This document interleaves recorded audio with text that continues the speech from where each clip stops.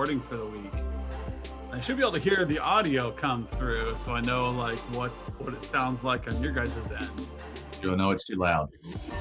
What? It's really quiet on my side. Like I'm sitting at like 10% audio over here. So I'm trying to figure out how Zoom interprets microphone versus computer audio. So oh. Turn that down.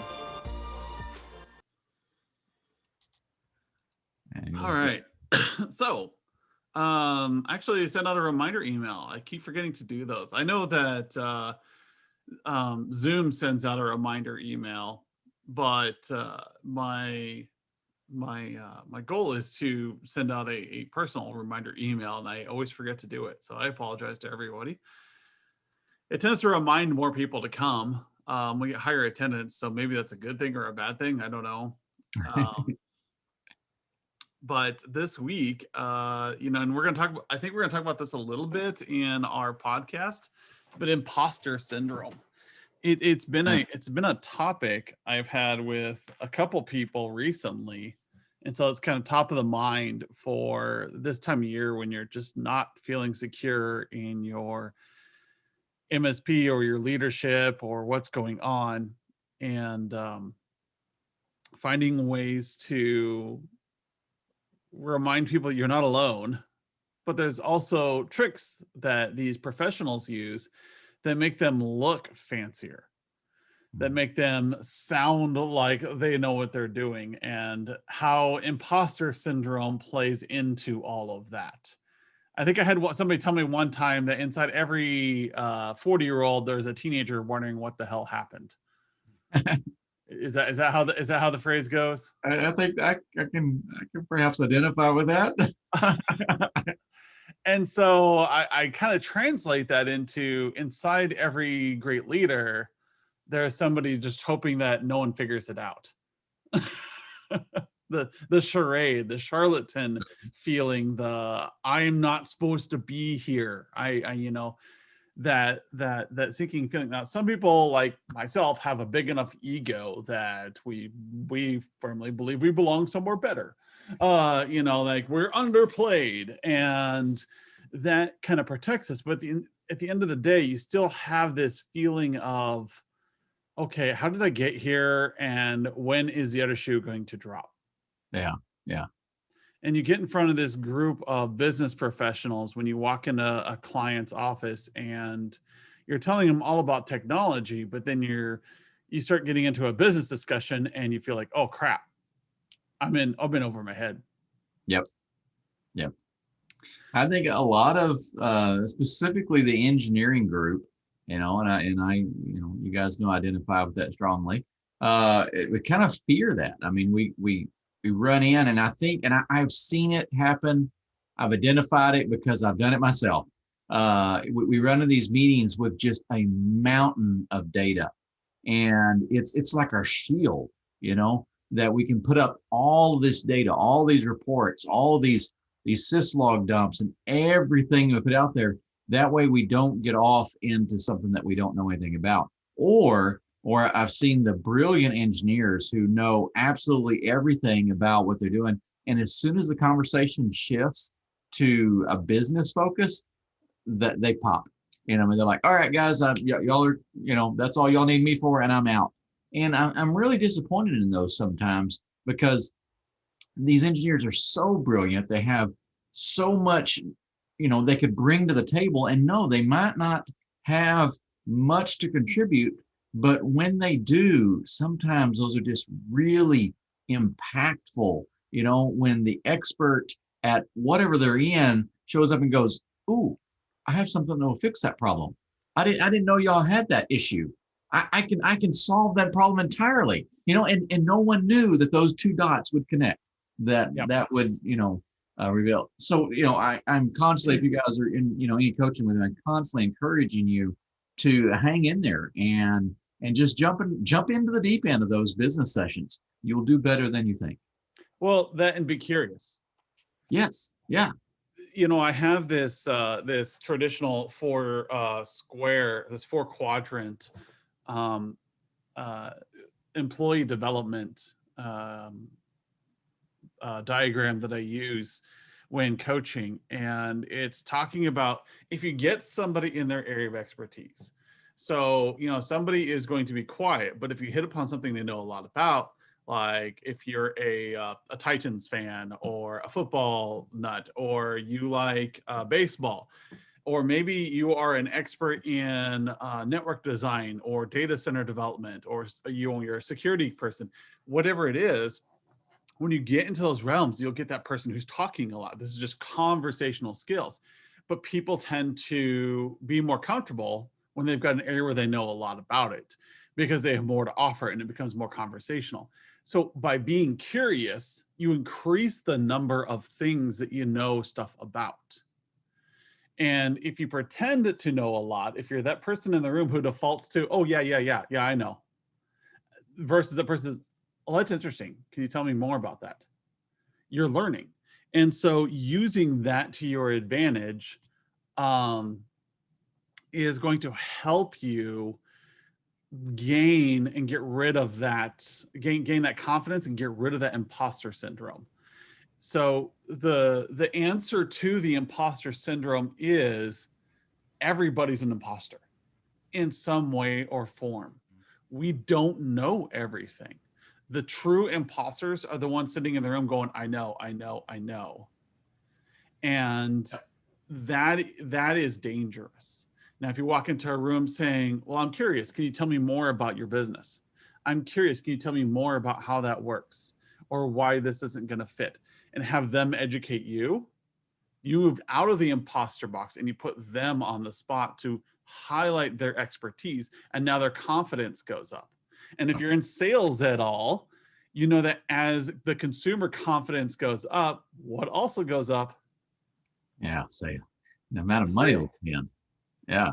If you reduce that confidence, if you sit there and you blindside them with your knowledge and you get them out of their comfort zone, you make them feel like an imposter. Yep. And now they don't want to buy unless they buy out of fear. And that's a dangerous situation to be in. And so there's questions and there's tricks to this, but the imposter syndrome is embrace it. Does Adam Walter know a lot about running his own personal business in an entrepreneurial situation in a blue ocean? No, but I'm learning. I've got a lot of business people around me who are very wise in these areas, and they're giving me great advice. And I'm learning from them, and it's helping me be better. Do I know a lot about running IT departments in business and strategy of the technology shop? You bet your ass I do. I've been doing that for 20 years. You get me in that box, I will talk an entire conference worth of material. But you get me on, hey, how do you start a business and how much should you spend on marketing material versus legal costs on protecting your brand? Oh, Yeah. you know, I'm gonna hire somebody. Can somebody help me with a P&L and getting this? What's the best way to build one so that it's maintainable over a 30-year span? Right. Now, ask me a question about organizational behavior and the best way to motivate employees. Now you're in my wheelhouse. Yeah. And this is the whole imposter syndrome. Finding out which quadrant you're in. Quadrant 1, you're an imposter if you pretend to know things. That means that you are new to this area of expertise. You're new to this realm of knowledge. Quadrant 4 means you're willing to stand up in the front of a conference and teach people about this thing. And you progress through those quadrants, not as an employee, but as a realm of experience. So understanding your employees and where they are and when to leverage them, you may have an employee who's in quadrant 4 where you're in quadrant 1. That's okay. Yeah. Don't pretend like you're in quadrant 4. Just acknowledge that, hey, I've got a lot to learn here. I've got my area of expertise over here, and I want to learn more. And therefore, when you're in the room with a client who knows their business like the back of their hand, that they have built this thing over the past 10, 15 years, maybe over the past 5 years, they built it. They know their jobs. They know their world. They know their clients. And you know the technology that can help them, kind of, because you got to know their business first. Right. And then you can take your knowledge in quadrant 4 from technology and their knowledge in quadrant 4 of their business and go together. And now you're both in quadrant 4 because you're not pretending to know what the other one does. Yeah, and you can really leverage, their knowledge. And think about it from your client's perspective. I mean, ideally, you want them leveraging your knowledge. You want them sitting down at the table and going, Adam, tell me about this firewall. What does it do? I don't know. I've heard the term firewall, but I really don't know what that means. Is the wall on fire? I don't think so. And so they just admit that they know nothing about a firewall. And then you're going to be able to provide the expertise to educate them. Well, there's really no harm in flipping that around. When you talk to a title company and you sit down and go, hey, look, I know you guys, you close, real estate transactions, but how do you make money at that? How does that work? Magic. They're going to be more than happy to tell you all the different ways that they make money off of. I just figure that real estate agents just got kickbacks on everything. Right. We try to, but this is nasty, legislation that keeps us from, getting in everybody's pockets. So we find other ways to do it. Right. But there are ways that it happens. So, when you have these two-way conversations and you get together and you collaborate and you partner, when you're able to be the expert in technology, they're able to be the expert in the business, but together you come together and you bring technology in their business in one conversation, then you're able to get some things done, and your clients are going to appreciate that. Yeah, and I don't tout this enough in coaching. We tend to do our coaching based upon MSPs and the ability to talk to clients more. I have on occasion with MSPs done business development or more organizational behavior coaching, because sometimes you have staff that just need to be developed. Sometimes maybe you're the person who needs to be developed and you don't understand, like when I'm talking about these 4 quadrants, or we're talking about imposter syndrome, or we're talking about how to develop a good solid team. Those are things that are in my personal wheelhouse of expertise that I help people with. And most of the time it's just a knowledge gap, because we as engineers are never taught this stuff. We didn't go to business school. Yeah. No. I did. I went and I started my MBA and dropped out, as all good technology professionals need to do. To be a successful technology professional, you have to drop out of college at least once. Right. I dropped my MBA program. I was in one of the top MBA programs in the United States and decided that it wasn't for me because I hate supply chain. Just that stubborn. But I went through all the organizational behavior stuff and a lot of the gaps that I covered there, because I felt like an imposter as a leader. And so I was taking these MBA classes, and it filled in a lot of these words and catchphrases that I didn't know about. Yeah. And so that's reflected in a lot of our teaching stuff in the academy, where we talk about things like a Porter's 5 Forces analysis or industry analysis, SWOT exercises, and all these things are things that I took from a business school. As an engineer, I was never taught that stuff. I could program in 7 languages. I could rebuild your data center from scratch with a set of crimpers and the right tools. That was it. I could do all that stuff, but I couldn't tell you how to run a forecasted budget in my department. Yeah, that I was was just winging that stuff. Knowledge classes. Huh? That was never a topic or section in any of my global knowledge classes. No. And so you kind of learn from the school of hard knocks. Maybe your accountant slaps you upside the head and shows you what to do. Yes. Maybe you have a mentor inside the organization that shows you how they do it and what made sense for them.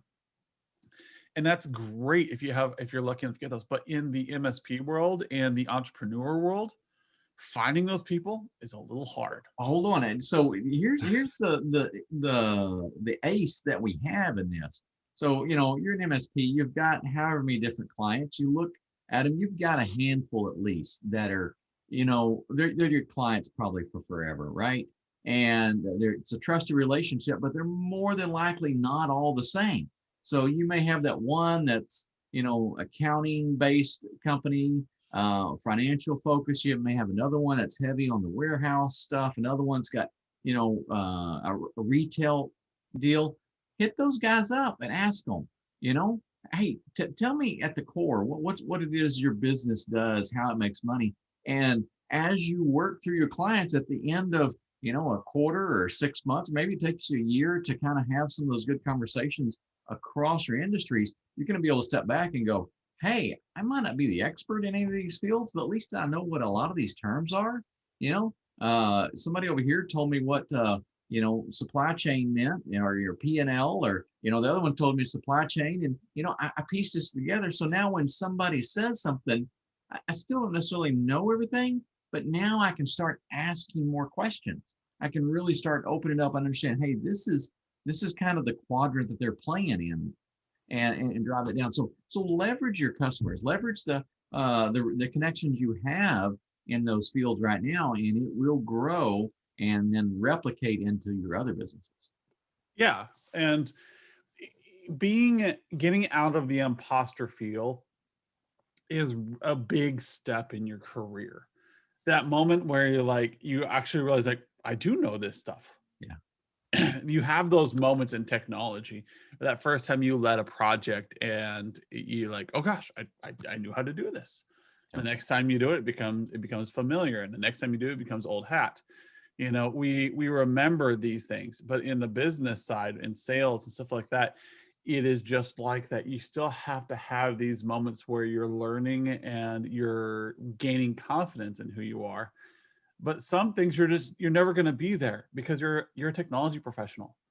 You're really good at solving problems and technology related issues. Your brain is full of that information. You don't have much room for everyday business knowledge. Something's got to go. I mean, you can't know everything. We know this as humans. And so leaning on your customers to gain that knowledge keeps you in your professional box while allowing them to shine and stay in their professional box. And that's where you find the win. And that's the core of the humanized framework, where we want everybody to be in their boxes and coming up with solutions that everybody's confident with. Because you get these clients who are just like, right now, everybody's confidence is shot. We're in an economy that we have never seen. Yeah. We're in a situation that's so unique, and people are like, okay, how do I deal with this? Where's the book I read? Right. Well, even the clients that are doing good, if you Yes. think about it, even about your clients that are doing well right now, they're just like, yeah, it's great. I'm not really sure why, but I'm taking it. I mean, they don't know either. They're just along for the ride. Yeah. And that lack of confidence does hurt sales. Mhm. You can't see it right now. I mean, everything's going well for a lot of you, especially in the MSP world. From what I'm hearing is a lot of people are still doing well, but you could be doing better. Mhm. Sales haven't increased maybe as much as you thought they would because consumer confidence is low. It's like we talked a few weeks ago. If you haven't watched the update number 50 or so from a few weeks ago, we talked about watching unemployment rates to understand what consumer confidence was amongst our small businesses. If people are hiring, that means that confidence is high in the economy.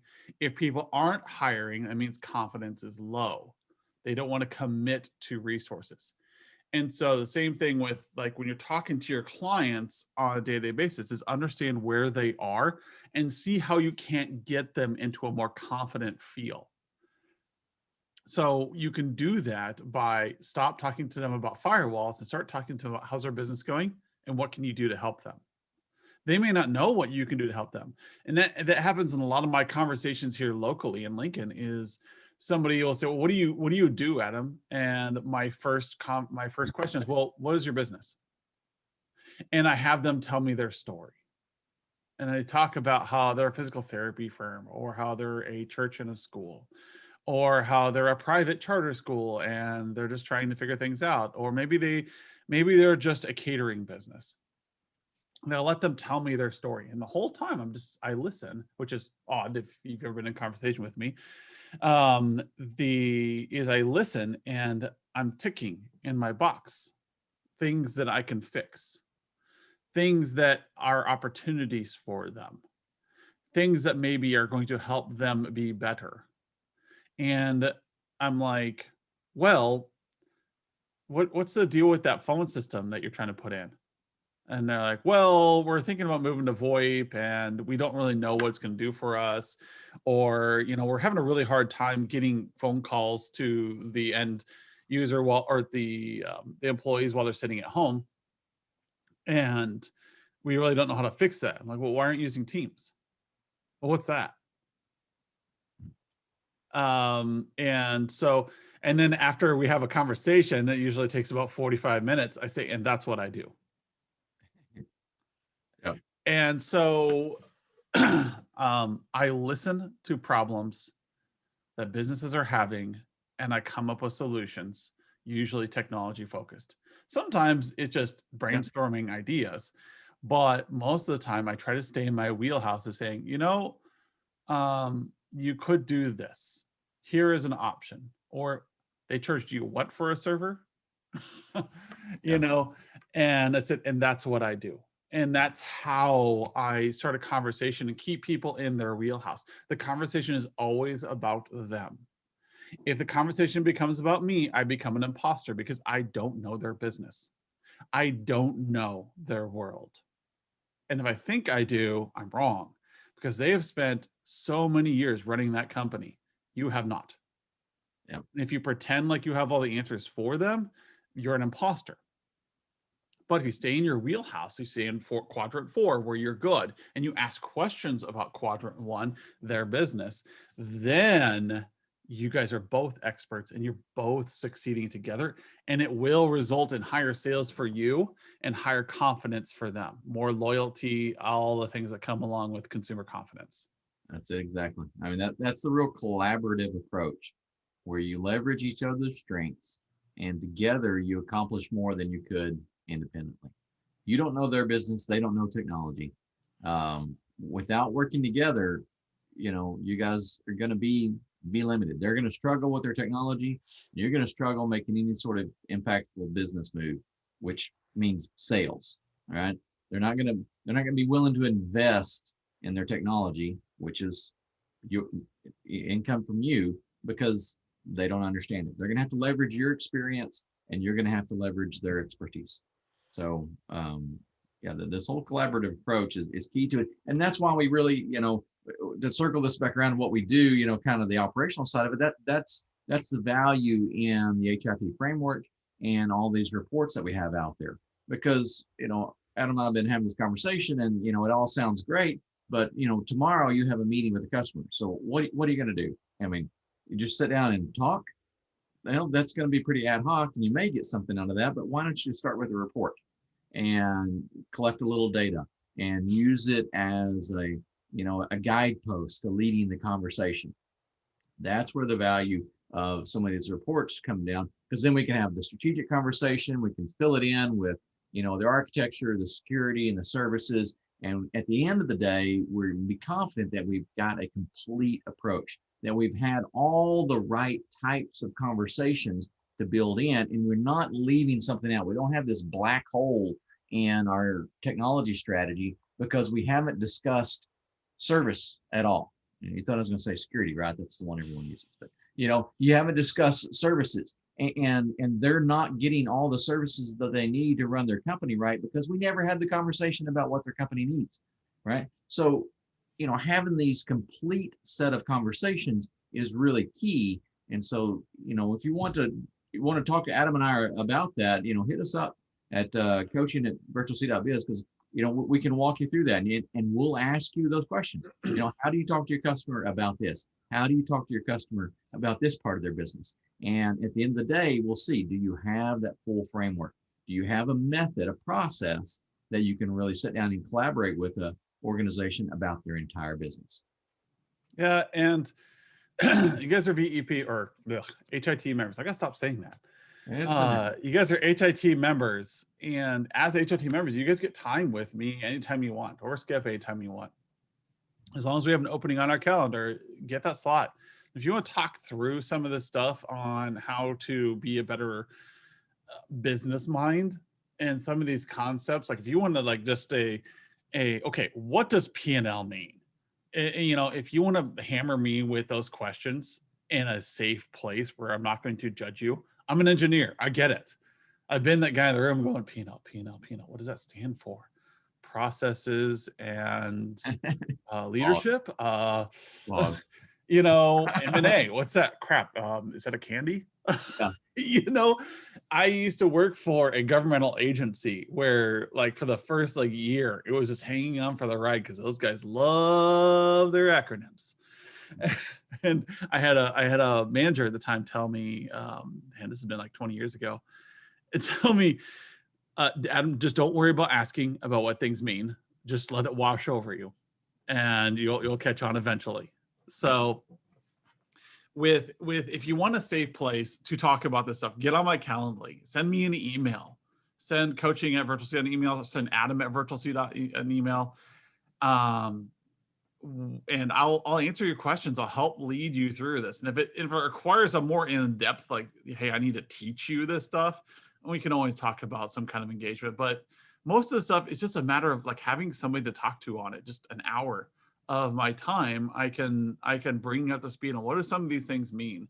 What are some of the business terms and how are they sitting out there, and getting an engineer explanation of what a P&L is or what M&As are and things like that. Like, what is an industry analysis? Where are these reports coming from?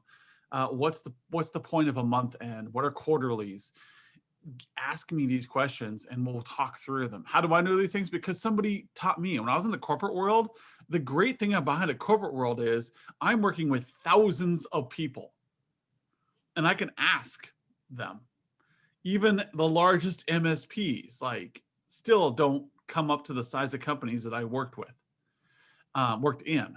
And having these people who are like, they know this stuff, this they live, eat, and breathe, like these Yep. these small shreds of business knowledge, and they will talk for hours on it, on how to develop an appropriate budget. If you guys use my budget report, for those of you out there using it, that wasn't invented by Adam. I actually leveraged Chris Gove to do that. And then we both kind of worked together on what we had seen be successful in the past and what is going to work in the future to maintain a spreadsheet that is readable by an engineer and a business person. That was a lot of work to build that thing. It looks simple because we put so much work into it. And so that you don't feel like an imposter because you're being genuine in the end of the day. You're being honest about, I use this spreadsheet because I don't understand the multi-tabbed budget reports that you guys use. I don't have time to keep those up.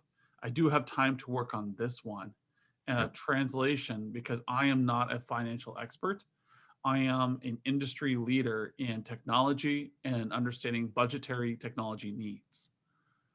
I can't give you depreciation schedules on different assets within a company. I am not going to do your taxes for you. I am going to make sure that you're spending appropriate amounts of money on things that are going to empower you based upon the story that you gave me. And that is where you stay in your quadrant and help your clients stay in their quadrant, and everybody gets together and everybody's willing to spend money because you're helping each other out rather than talking at each other. Yeah. So to wrap up, yeah, we're 34 minutes in here. Imposter syndrome, you get rid of it by being curious. Ask questions and be honest about where your limitations are. Like, oh, that's not really my area. And that's okay because it's their area. And then you're giving them permission to ask you questions. And at that point, sales start happening because everybody's confident. Yeah, if you're asking your clients how switches or routers work, they'll get concerned, right? They're gonna get nervous that you don't already know that. But if you ask them about their business, they're gonna be perfectly fine with that. They're gonna open up and start talking, and you're gonna be, a lot more successful because of those conversations than pretending that you have the answer. Yep. And you can smell an imposter. Oh yeah. Think about in the engineering world, sonic screwdriver, for those of you wondering. You can tell when somebody is talking to you about firewalls or servers and they really don't know what they're talking about. Yeah. Yeah. But they think they do. And Yeah. you're like, oh, fresh blood. In the business world, it's the same way. If you start pretending to know P&Ls in depth or budgetary reports in depth, and you really don't, they're going to smell you out really quickly. Yeah, that's it. And now suddenly your impostorness has been discovered, and like, well, this person's lying about, or this person's overconfident in this area. What else is he Ooh, overconfident yeah. about? Yeah, but they really know their stuff and Do technology. they actually know technology, or are they just pretending to know technology? Mhm. And so for you account managers out there who don't know technology really well, it's okay to be honest about that. Say, hey, you know, my job is to for lack of a better term, I take the schematics from the engineers and I take them to the sales department. So you actually physically take them? No. Yeah. So what do you actually do here? And it's okay to say, like, my job is to translate my engineer speak into actually what matters. It's okay to say that, because now you're a friend. You're relatable. And if you listen to our podcast, we have an entire podcast on relatability. So have conversations where you're relating with them and staying in your wheelhouse and giving them permission to stay in their wheelhouse, so that sales can increase for you and you can be more professional. And if you feel like an imposter in an area, give me a call. Give Skip a call. Let's talk it through and let's see where we can help increase your knowledge. Find a way to answer some questions, and let's really hammer this out, Yeah. and we'll get you raised up to at a better level. We'll answer those questions. So when you're in the room and somebody mentions a process, that you have a knowledge that you can ask more questions on. And that's where you want to be. And so getting rid of imposter syndrome, ask questions, be curious, don't be a know-it-all, and accept the fact that everybody's an imposter in some way. We're just trying our best to make it through this crazy times right now and this crazy world. And we want to know that there are people who relate and understand and are going to work with us. Yep. Yep. And that's all I have to say about that. All right. All right. I will chat with you all later. Again, reach out, coaching@virtualc.biz, and let's get some meetings going. If you have any questions about how to advance your business knowledge or translate business knowledge into engineering, give me a call. It's fourth quarter. It's time to really get revved up for 2021. So this is a good time to schedule calls with us and ask us about how to do annual reviews, how to translate our quarterly reviews into annuals, how to build roadmaps for the next year. These calls are free with us. Schedule them, get time on our calendar, and we'll work with you and figure it out. All right, everyone. We'll see you later. Yeah.